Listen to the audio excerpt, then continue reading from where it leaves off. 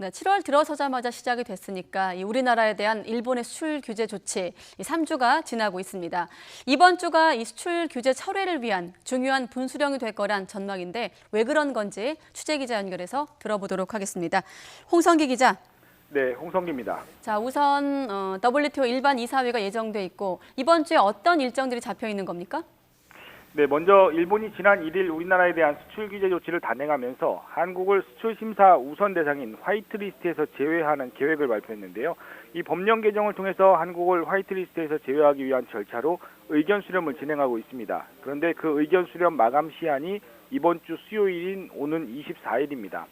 우리 정부는 이 의견 수렴 절차를 통해 일본 정부의 수출 규제 조치의 부당성을 지적하고 철회를 촉구할 계획입니다. 일본은 의견 수렴을 거쳐 가기 의결을 진행할 예정인데요. 이 가기에서 결정이 내려지면 되돌리기가 더욱 어려운 만큼 그 전에 일본을 설득하는 데 집중할 것으로 보입니다. 또 세계무역기구 WTO에서는 오는 23일과 24일 열리는 일반 이사회에서 일본의 수출 규제 조치가 정식 의제로 다뤄집니다.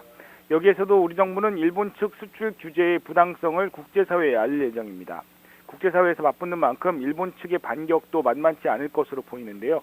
이 WTO 일반 이사회는 각국의 주 제네바 대사들이 참석해 발언하는 것이 일반적이지만 이번에는 한일 양국 모두 해당 내용을 잘 알고 있는 통상 담당자를 파견해 맞대결을 예고했습니다.